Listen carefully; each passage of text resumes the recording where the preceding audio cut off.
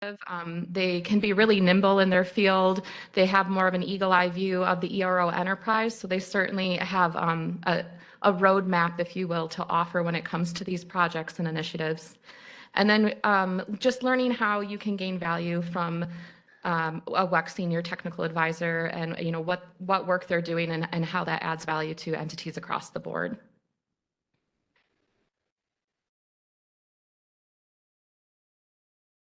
Hitting the button. There we go. Okay. So you may have seen this common theme in earlier presentations, but within the reliability security oversight umbrella that we have at WECC, one of the goals is to ensure that all aspects of our CMEP, they contribute to each other. So what are the senior technical advisor roles within the CMEP? I know that Jimmy introduced everybody, but I would really like for each of you to take an opportunity and to introduce yourself, give your title, and talk just briefly about the work that you do. We'll start with Bill and move over. Thanks, Sandra. Great introduction. So Bill Fletcher, Senior Technical Advisor, and my primary assignment is enforcement. And what that means in short form is that all of our attorneys and our mitigation engineers are my customer. Typically, I'm not consulted on self-logging matters, but if there's a technical matter, I will. And tend to deal with more complex matters. But I've also, last week, I was checking the lobby for self-reports to say, where did this should go? Does it meet the screening? So background, many of you here in the room have sat across from me at an audit that ranges from Tom Williams to Rhonda there from El Paso. I stopped counting at about 100 audits and spot checks. I was on the team that was ordered by FERC to do 38 spot checks within 1 year's time for Order 706, and then in 2012 started doing operations and planning standards. So I do both now for enforcement. All right, Morgan King, SIP Senior Technical Advisor for Entity Monitoring, and my role is to ensure we're engaged in standards under development. Prior to, one thing is for 10 years I was a SIP auditor, and this is completely outside of that lane. So our role is to engage in these standards under development, also to ensure that we have a consistent approach to the standards, and working with the auditors, the SIP auditors, to make sure we have a consistent approach. Yes, my name is Patrick Van Gilder. I am the Senior Technical Advisor on the Oversight Planning team. I've been with WECC since January of 2016. I've spent time in both the risk assessment group, and I have 5 years in auditing as an O&P auditor. Before that, I spent years in transmission and generation operations and the Naval Nuclear Power Program. My role is to work with the risk engineers on the oversight planning team for pre-audit scoping and self-cert scoping, then to perform the compliance oversight plans, plus a plethora of other projects that we're working on now, and to coordinate with other WECC teams like RAPA and enforcement and entity monitoring.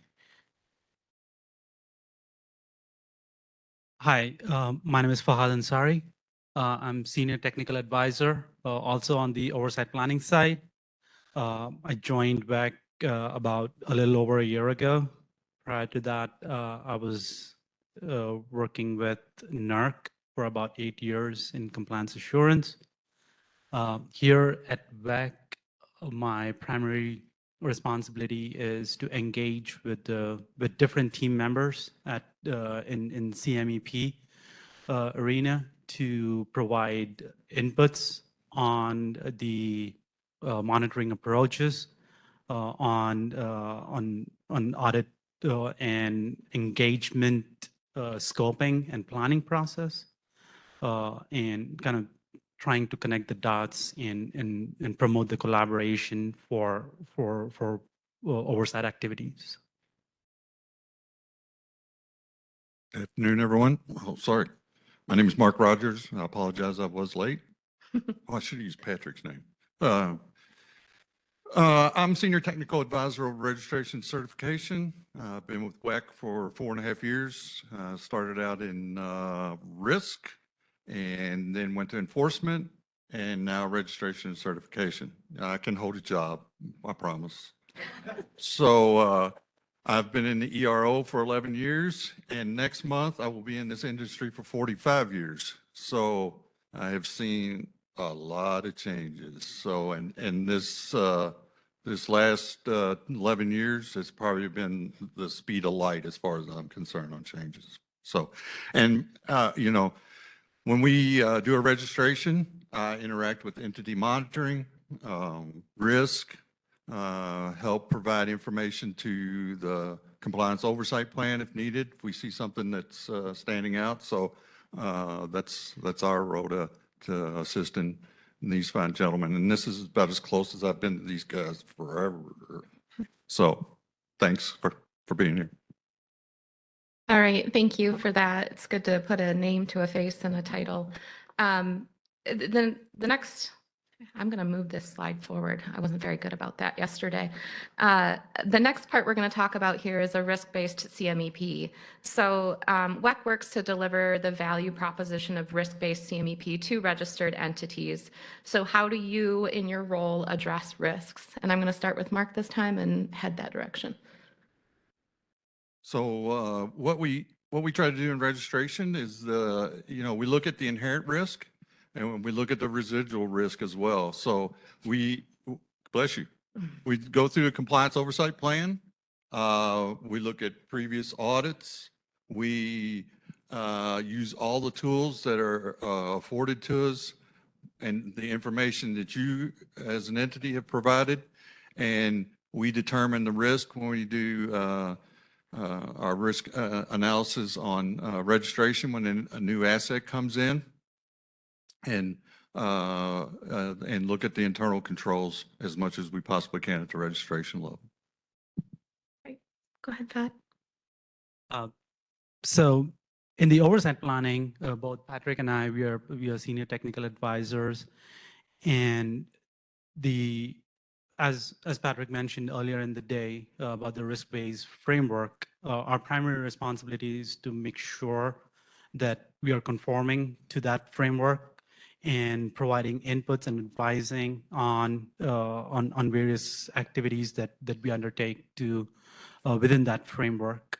One of my recent responsibility has been to make sure that the oversight activities that we perform, they start with planning, and while planning, we want to intentionally make sure that the engagement does not provide that one-size-fits-all approach. It should lead towards differentiated audit experience. So because the landscape of threat and risk is ever evolving, it is important to look at that. I want to say not too long ago, when I used to go out for trips, I used to make sure that I'm carrying a hairbrush, I am carrying gym clothes, sneakers, you know. Now my priorities have changed to carry Tylenol, heel support, and you know, something to give me go through. Now we don't need that anymore. So we just want to make sure that we don't take that one size fits all approach. So that's how I come in and help the risk engineers and provide that input. Thanks, Fahad. I've got a hairbrush if you need to borrow it. So in the oversight planning team, we look at what's coming up next for an audit scope, if any scheduled for that. And we used a risk-based approach, obviously, to target what risk areas, what audit objectives we want to look at, and determine what requirements can help us achieve those audit objectives. So it's definitely a collaboration to determine those items. And when we're doing a compliance oversight plan for a new entity, we use work for Mark's team to understand more about the entity for a new entity. For a post-audit or interval compliance oversight plan, we look at the risks that we talked about this morning, the CMEP IP identified risks, the regional risk register, individual entity risks, any concerns that may have happened at a previous engagement.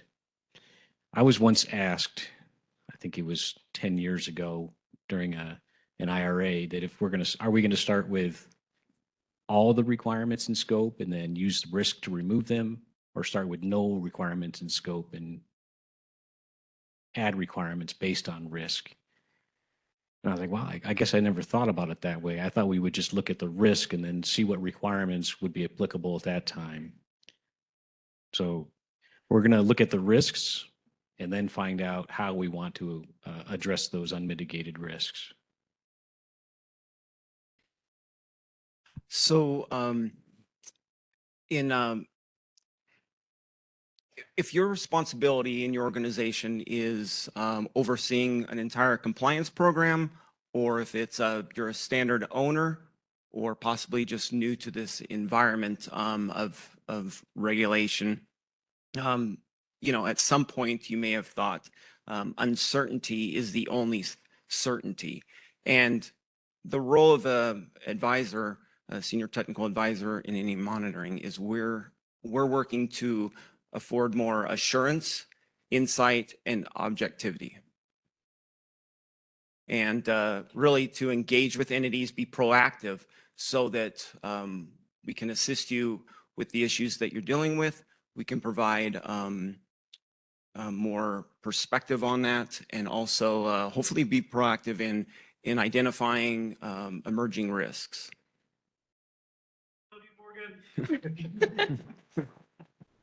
Thank you. I did too.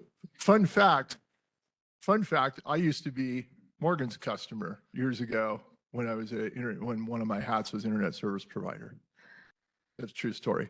So CMEP from enforcement is in many ways, for example, as Fahad mentioned, he consulted with me recently on developing a compliance oversight plan for an entity. And maybe he got more than he bargained for because he didn't know I was on one of the very first audits that entity had in 2009. And so that worked out really well. I consulted with Morgan last week because we'd been a little bit shorthanded in the SIP mitigation engineer corps, and we built that back up. But I'm looking at what I call an in the lobby fresh self-report. And I wanted to consult with Morgan on some technicals because I'm still a recovering SIP auditor, but I still audit standards as well. So that was the right thing to do. So the other thing we do in enforcement, particularly in the complex, that's where I'm often involved, is in the thick of things in complex mitigations. And of course, there's a two-prong approach. One is the remediation. Let's fix whatever the compliance issue and or the risk issue associated with that. And then the mitigation is performance of those steps to prevent it from happening. And lately, a lot of that has been right-sizing mitigation plans, tracking multi-point mitigation activities. And the nice thing about Align is that now we have this first generation of where mitigation is inexorably tied together between mitigation activities and controls, which is refreshing because Sandra's going to talk about that point a little bit later on. Now we're looking at things from a controls perspective in the mitigation space in order to do one thing, and that's retire risk. And then hopefully zero it out in terms of preventing noncompliance. So that's the short story. That was a beautiful segue, Bill, because that happens to be my next slide. I'm hoping that just a couple of you can provide your perspective on how internal controls are part of your work and not simply a bolt-on to the work that you do. Bill? Might be looking at Fahad too after that. Well, sure, we can pick up the ball with that. So again, with the mitigations that I'm involved in, it's really about where the controls are. I've had the opportunity to work really closely with FACT 003. I like that standard because it's probably one of the first and most straightforward to understand that it was a defense in depth philosophy from the beginning. If you happen to have an encroachment, there's a lot more problems going on with vegetation management. The flashover is a guaranteed bulk electric system impact. How much it is depends. How long it happens. Was there more? But it's unmistakable. Did this impact the BES? Yes. In what way? That's what gets to be found out. Not all the standards are as obvious. The SIP standards we thought were largely controls based, and I think they are. But we've had this notional that, well, there's controls and then there's compliance. And I think we've solved that.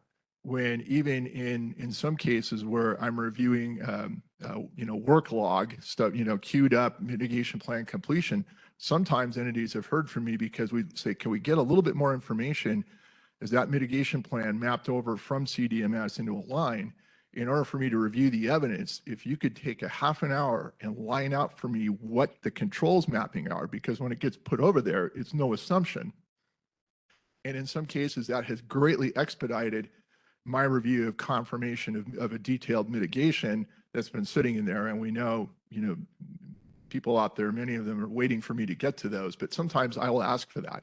I think that's a good way. Now the control mapping is there.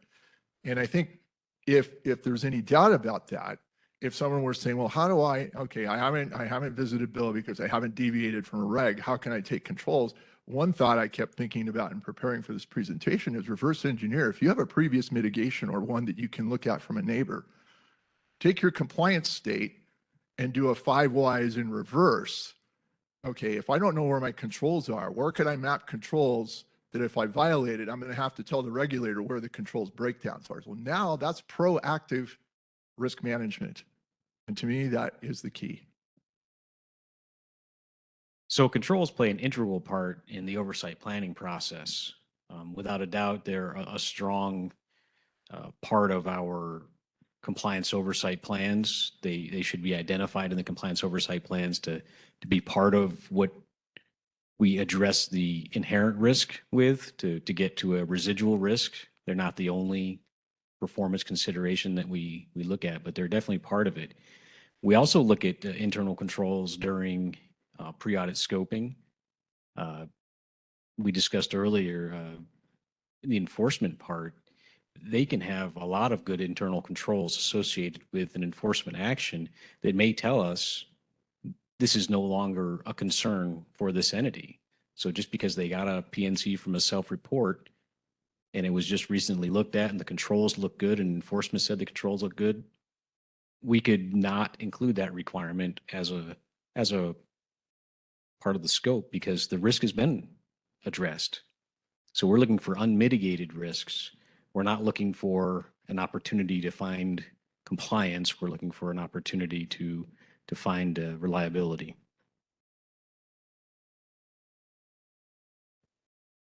Anything? Yeah. I think that was spot on, like brilliant. As we have been talking about controls in throughout the workshop, I want to say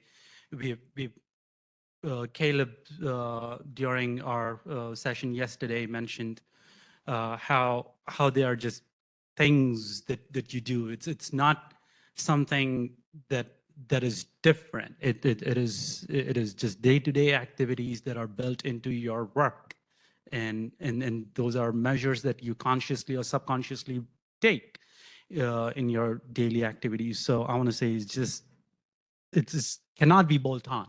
If it's built into your system, then it is within it. It cannot be on it. Wonderful. Thank you. Okay, we're going to hop to the next slide, and this one is, again, for all of you. And just as a fair warning, I'm very passionate about this slide. So through partnership, WECC strives to be a benefit to industry that supports continuous improvement. What value does your role add to entities' reliability, security, and compliance efforts? How about we start with Patrick, and then we'll go counterclockwise. I'm going to keep you on your toes. So we obviously do two major parts of the CMEP. We provide pre-audit scoping, and in this case, Fahad and I work together to come up with the preliminary audit scope, the audit strategies, the audit objectives, and at a 6-month call, we sit down with the entity and we discuss this with them 6 months prior to their on-site component. And it's their opportunity to ask us any questions they have. We present why we came up with the audit strategy we have and what our audit objectives were and what requirements we were going to use to achieve those. So that's a great opportunity to have an interaction with an entity for them to ask any questions they want and challenge us. Maybe we didn't look at something properly or thoroughly. Maybe there was information we didn't know, or maybe there was new information. Maybe we have a different perspective or just a different opinion. And for our compliance oversight planning process, we provide a draft document, a report to the entities to provide us feedback, and we solicit feedback from them through a couple different forms, one on our process and one on the actual data and information and narratives that are in that report document, such that we can improve both our process and that document to make it as accurate as possible. Go ahead, Morgan. Thank you. So in this role and every role at WECC, really, we want to ensure we're being effective. We're being effective, efficient, and collaborative. And in order to do that, it really starts with the conversation. And that's really the ask is how can, in this role, we better assist you, understand what the issues you're dealing with, provide outreach, get ahead of issues that you're dealing with. And so it really starts with a conversation. So for myself, sip@wec.org is the place to start. Yeah, I think conversation's a good theme, Morgan. A couple of weeks ago, having a conversation with an entity who's finishing up mitigation. They ask a compliance question. So typically compliance questions often go to the compliance team. Well, but we're in mitigation, so I'll consult with Curtis to make sure. And the entity's question is they've mitigated, but now there's a forward milestone coming. And that partnership worked well behind the scenes with Curtis. The fact that they were asking us gave us an opportunity to revisit, look at all the controls that you have in place. But in this next milestone, you're going to have to partner with someone called a transmission planner. What are their controls? What are they looking for that you might want to be aware of? It was really productive. Because now, oh yeah, we got to think about this from the TP standpoint. And it was really good that we had a dialogue. It wasn't, so it really transcended what we would normally see, or what we may have seen years ago in the enforcement world. And I think that was good. Another one, conflict mitigation. Here a couple of years ago, there was an opportunity at our executive level to start having us have RAPA staff involved. And it was for one thing, risk. Where is that risk? Are we understanding what the risk surface is? How can we retire the, and I did things I've never done before. And 10 years ago, I would have said, WECC really wouldn't facilitate that, and we did. What does that mean? Partnership. Thank you so much, Bill. Mark?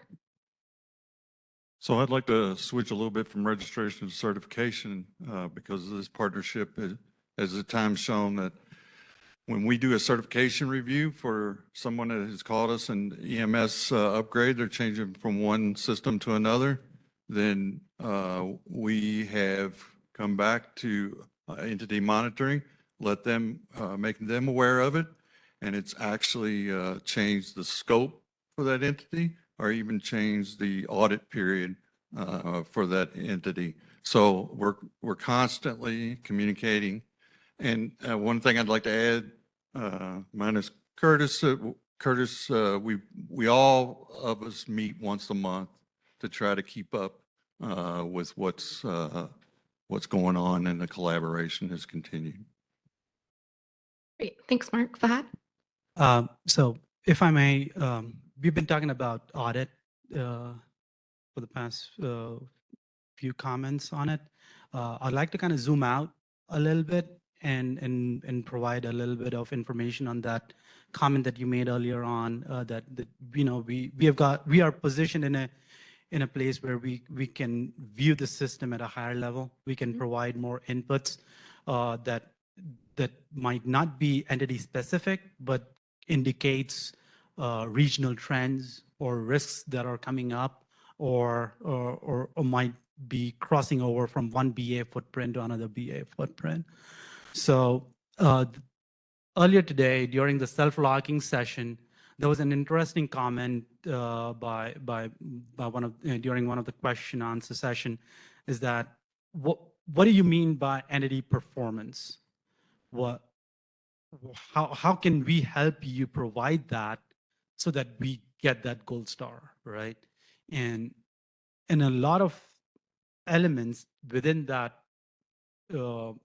assessment were outside of your nature of work, like outside of compliance work.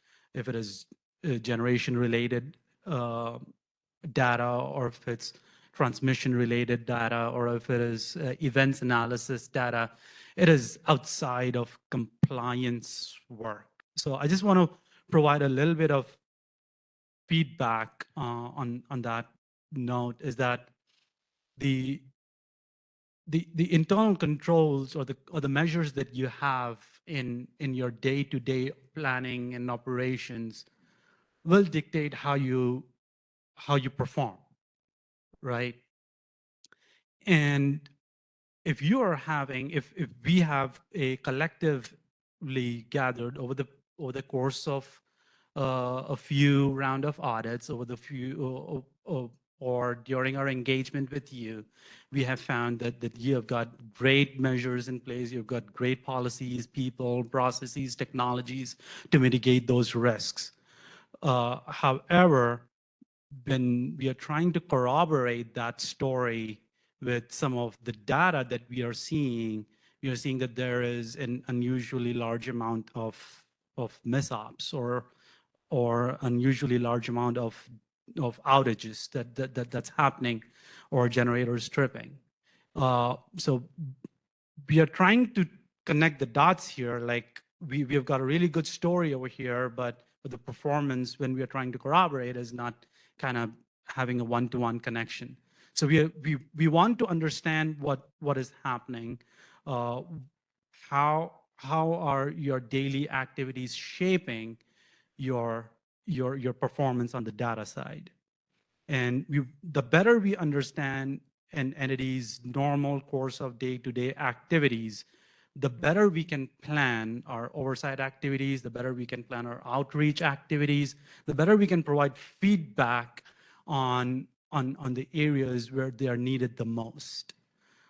So gladly, my role in that position allows me to collaborate and partner with among various team members at WECC, but also with the entities to gain that understanding so that we can provide the differentiated and more feedback-oriented approach to you.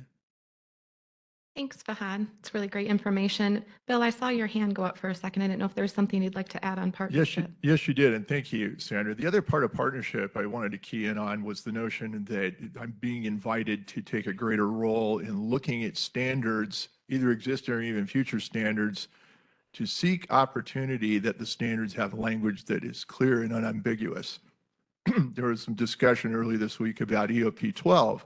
What's really interesting there, without opining on the whole circumstances there, is that you're starting to see, in my opinion, industry recognize the value of unambiguous language, and or here's a standard on the desk at FERC that may have ambiguous language that they believe is detrimental to them as an asset owner. And anybody here had to deal with SIP 001, June 18th, 2007? Yeah, I was an asset owner deciding whether we had to self-report because we would not be able to establish a relationship with the FBI. But you couldn't find relationship in the standard. Or adequate and reliable communications. I remember spirited argument with FERC observers and NERC observers and WECC auditors over the meaning of adequate and reliable telecommunications. So those are some egregious examples of ambiguous language. But going forward, the more surety we have, and I've been invited to participate with the IBR task group, right-sizing those standards will help assure that we don't have a flood of self-reports on those registration dates, much like what the WECC had June 18th, 2007. And those who remember that, because we weren't sure. And part of it was because of ambiguous language and standards. So that's something that having the force of working with the attorneys and the going through that, and even if we're able to sustain noncompliance, or in many cases dismiss it because there were misunderstandings that involved ambiguous language, the good thing is having a path to feed that forward into the standards process so that our standards get better. And I'm committed to that wherever I can participate. Thank you, Bill. So the next question I have is just for a few of you, if you'd like to respond. Let me see here. Communications, Communications represent WECC CMEP to external stakeholders. If an entity has a question about best practices, practice guides, implementation, that type of thing, let's talk about how you as a senior technical advisor aid that. I think Morgan in particular would like to speak sure, to that thank too. you. So I would say there's informal communications and formal communications. In the spirit, I'll speak to informal first. In the spirit of partnership, collaboration, we welcome the opportunity. There's multiple standards under development right now. And we welcome the opportunity as these objective-based standards in SIP move forward. And we welcome the opportunity to review your plans with you, provide more insight, objectivity, and hopefully assurance in the direction you're moving forward. So being proactive again to this effort. Again, we want to ensure entities are successful in their mitigations, in meeting security objectives, and we want to be get it right about our monitoring strategy as well. So that's a first part. The second, I'd say informal, are these small group advisories. You heard Kyle mention them yesterday, and they're going to have one on cold weather. I can see as the 2016-02 modifications to the standards, draft 5 is moving forward, going to go to final ballot. I can foresee us needing some small group advisories for that. But again, I just want to echo that those sessions are really valuable, I think, for both of us. We hear a lot of questions and things boil up, and we can get in front of it, and a lot of value comes out of those sessions.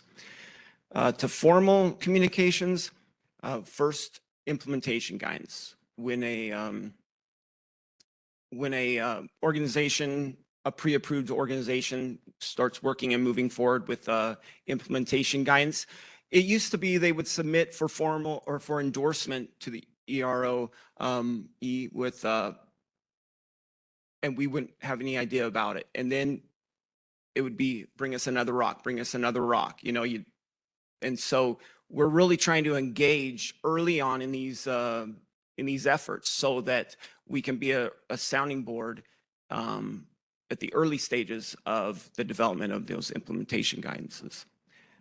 And then the second one I'd say is practice guides. Practice guides are really for the EROE, for us on a particular issue on how to approach it. So before we had SIP 4-7, SIP 11-3 for BCSI in the cloud, there was a practice guide because for so long there was issues with SIP 4-7 with that underlay. And so there was a practice guide for the auditors how to approach that environment and what was or wasn't access. But now that we have these standards, but it started with that practice guide. So there's value in transparency. So those are, I'd say, the 4 aspects of communications. Hand it over to anybody else, please. Would anybody else like to speak to communications? No? Okay. So move forward here. What are some current projects within the ERO that entities should be aware of? Mark, I'll start with you, IBR man. I'll be ours. What are those? So get ready. The pace is going to quicken is what I can say right now. So is NERC still here? No. See Kyle. Just kidding. So I am on the ORCG, Organization Registration and Certification Group with NERC. And so we are going to start reaching out to folks for entities that may fall in the criteria that will be approved, hopefully, by FERC coming up. So there's lots of entities out there that we know that you are aware of, and so it will be mainly the TO, TOP, RCs, BAs, and DPs. So look for that coming up. Of course, that's in collaboration with NERC. You'll hear something from NERC and the regions. Really, that's the biggest thing coming down the pike.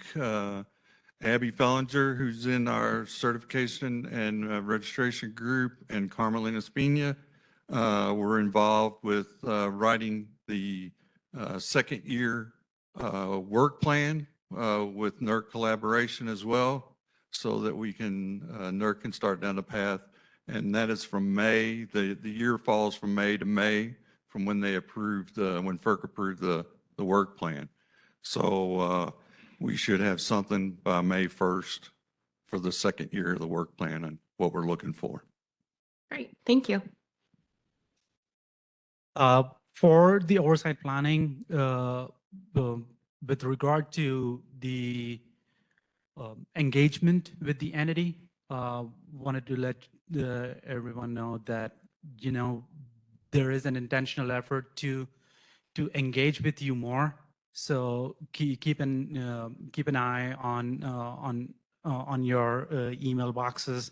There might be an email from a risk engineer or from myself or from Patrick trying to reach out to you to set some time to just talk about your performance, your inherent risks, your responses to the survey, just to get familiar and to know more on what you are seeing as a risk.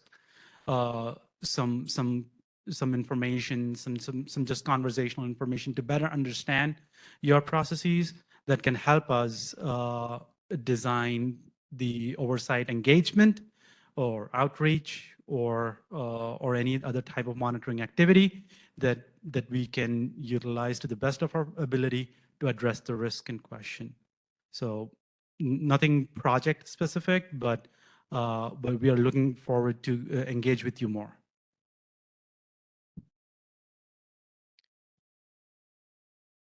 So we have a lot of projects, but I think the most impactful one is we are going to start moving a lot of our information into Align. Our compliance oversight plans are going to start generating from Align. Unfortunately, the compliance oversight plan report is currently not available to entities in Align, and that's a known issue, and it's being worked on. The data is still there, but the report is not available for the entities. So we're moving some historical compliance oversight plan reports into Align as well. So you may get a notification, and we're going to send an email out stating that some historical compliance oversight plans are moving into Align. Additionally, on the Align front, we are going to implement the risk factor questionnaire and entity risk profile questionnaires in Align. We haven't quite determined how that's going to work yet and just what detail we're going to expect from the entities. It's a lot of mouse clicking, so we hope there can be some improvement and provide at least some value to it.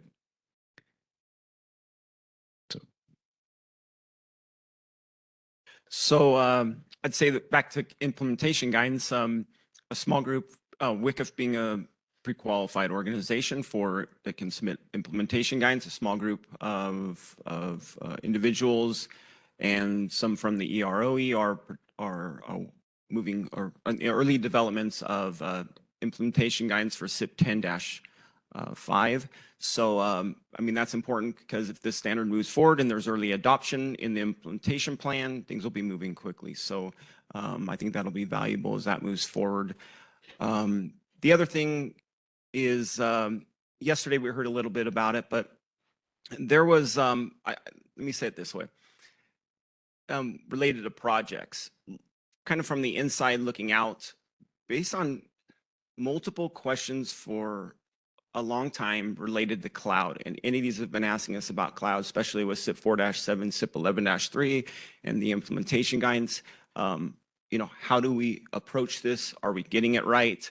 And so there's a lot of questions around that. The other thing I would say is related to, there were two SARs that were moving forward, one for EACMS in the cloud and PACS in the cloud and BROS functions in the cloud. And those SARs were combined, moved to the standards committee. And as you saw yesterday, that there's a project number for that. That was 2023-09. But as you noticed, it's not moving forward until past mid-2024 because it's not high priority. It's moved. There's no date, you know, if it's not based on a FERC order that has to be responded to. So for now, that's moderate priority. So, for just out of the nature of enforcement, there's a lot of projects I'm working on I can't speak to, but there are many. I'm happy to say that with our emphasis on now that we've got a really full stock team of attorneys and onboarded some really bright SIP mitigation engineers, we're going to continue to work on that enforcement pipeline. So some of you, my understanding, the feedback's been good when we get those done, and we've completed several of those, and more are coming. And that's a good thing to be a part of. I think one of the other parts that I'm paying attention to is kind of what I call coming through the lobby self-reports. And right now, with the IBR campaigns, I'm trying to develop any kind of trending you might see with self-reports related to IBR resources. And why would that be? Well, number one, we want to look at the facts and circumstances, and are we learning anything that we can feed forward into the IBR campaigns so that we're not getting a ton of self-reports, when those commissioning and registrations take place. So I think those are some of the projects there. And again, the other part is, I'm just going to be honest, mentoring is with some of our newer attorneys and mitigation engineers. There's the work that we do, as industry knows, is very experiential. You learn by doing. And so I'm really excited to be a part of that. Great. Thank you all. So I'm going to forward us to our conclusion slide, but I did just want to share, I hope that you have learned a little bit more about where these folks are positioned within the RSO and how you may be able to gain value from them. As a former senior technical advisor myself, I know all of these gentlemen fairly well, and the off-the-cuff knowledge that they have is, it never ceases to amaze me. So if you have any questions, I think that's where we are at this point.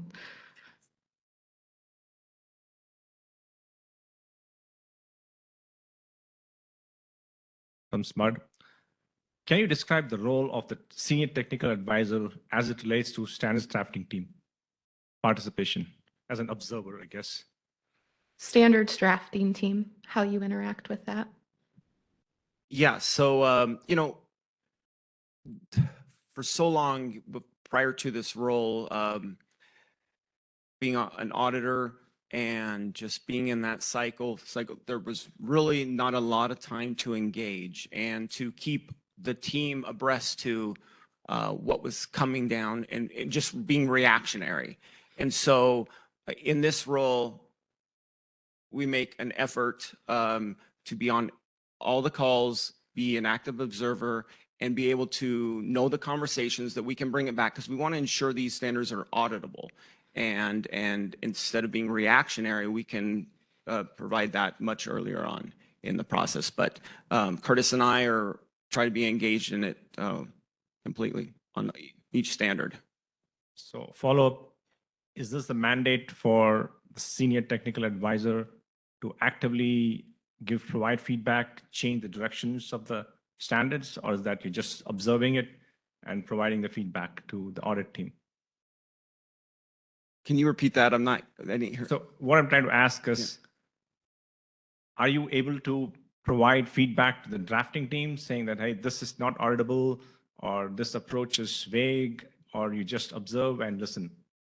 Yeah, so I would say we try to actively discuss things on the call or maybe out of band in those discussions. But I think the important thing is bringing it through to our team.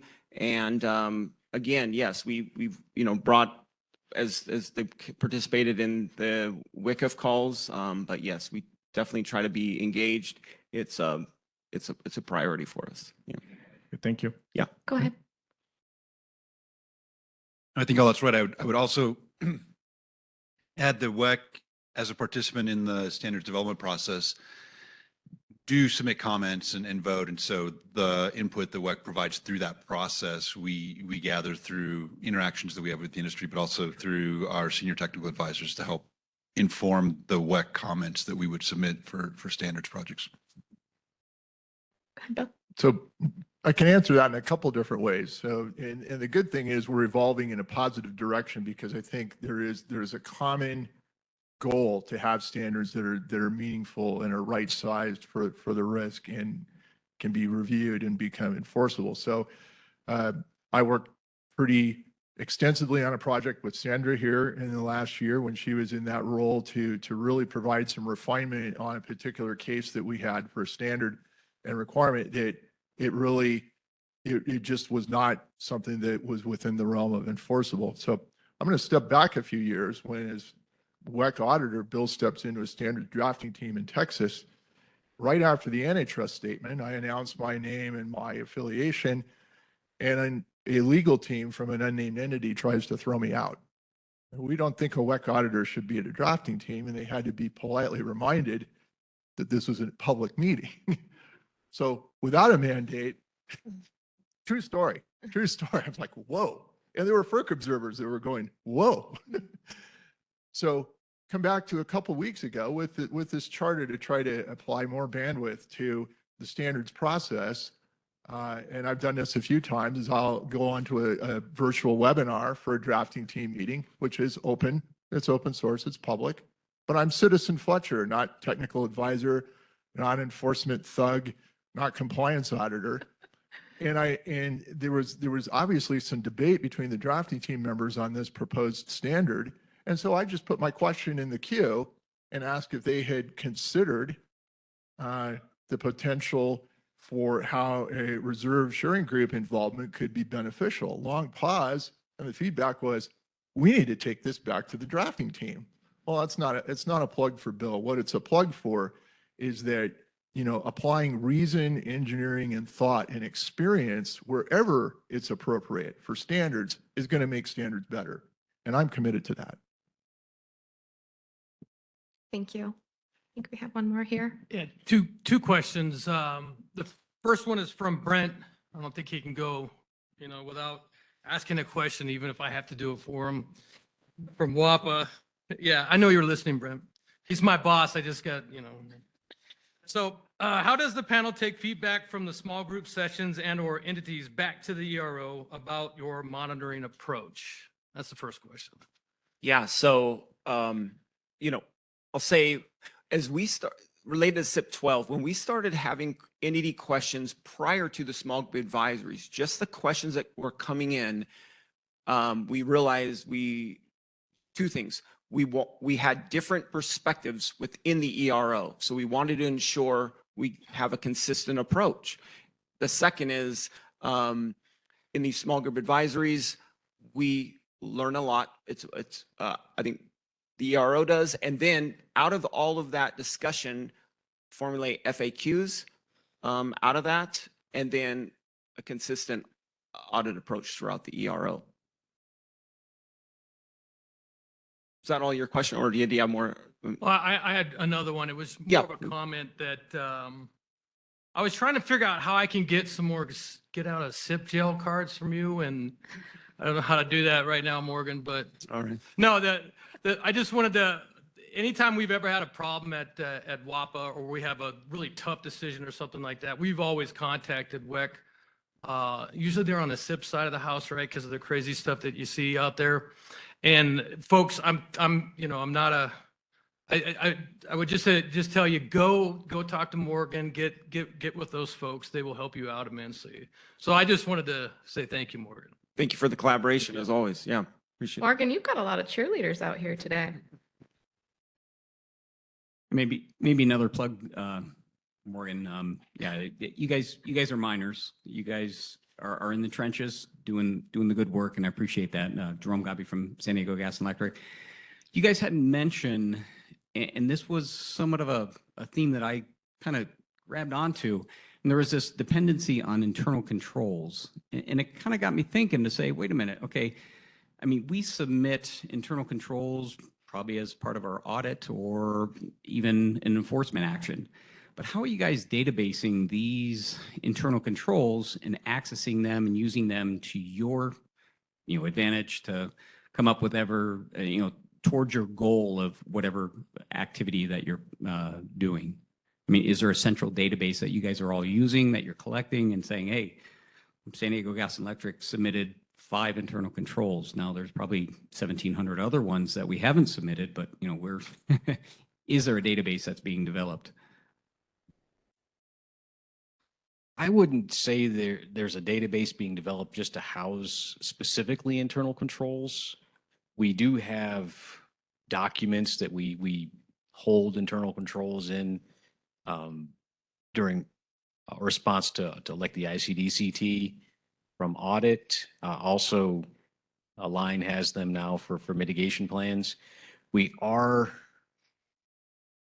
changing our oversight planning process a little bit, and we will be able to flag a lot of these controls with risk categories. So we will be able to house them in that a different way, but we don't have a specific internal controls database where we could pull up San Diego Gas and Electric, VAC 8, and there's internal controls. Can I piggyback on that just a little bit, Patrick? Sure. We do have the entity profile tool, which Yeah. I'll speak to Fahad's analogy the other day. I like to think of it as like the thermostat. So if you wanted to go and know the general temperature of risk and reliability or compliance with an entity, you can pull that up and you can see things like timeliness and monitoring history and compliance history. And it's aggregate, but you can see trends. And so if you see something that may be of concerning that almost always involves controls, you can turn around and you can dig further into that. And so I think looking at that tool, going back and looking more specific at information to see the story deeper, and then the conversations that they have amongst themselves with what they know about an entity or their performance. I think that in itself is probably the closest thing we have to a database. So Align also has an internal controls module, and we probably could data mine that as well for a specific entity. So we will be using that information as well in our future process. Can I comment on that, Sandra? Yep, we have 4 minutes. 4 minutes. Okay, so 2 parts to that. One, for the entity profile tool, I had a in the lobby case here recently, and let's just think back to the theme the last hour about due diligence. There was registration documentation that I found underwhelming to understand the initial facts and circumstances. So I went right to the entity profile tool, and that saved a lot of time. But something you mentioned with regard to internal controls that struck me, and not to put work on Leland's plate at all, but there might be an opportunity for the WECC if you collaborate as asset owners. Hey, we've had these good audits. We've done we've done the self-logging. Here are our what we think is best of brand controls, and now you have the opportunity to share those. And what you're sharing now is your audit experience. You've proven that These controls have resulted in zero risk. Why? No violations, or we had a violation in 2008 and it's never happened again. So there might be an opportunity there. And I guess I'm trying to dig into your minds and go, okay, well, what am I going to use as, first, second, and the third data mine for my assessment or activity or whatever you might go through. And internal controls just kind of struck me as the kind of low-hanging fruit. It is more activity on the entity's part to provide that to WECC. But if we're providing information, the hope is that it's being collected somewhere and can easily, or not easily, but somehow be used for us, not against us, but for us, because we're submitting internal controls to identify reduction of risk. So the hope is that there's some collection of that somewhere that can be used efficiently. Yeah, there certainly is. Like I said, I think the first place most will start is the entity profile tool, but beyond that, it's an opportunity for us to dig further. And responses to ICD-CTs, they don't collect us. They're utilized quite often in-house. So, okay, we'll give Leland the activity then. all right. Well, thank you all for your time.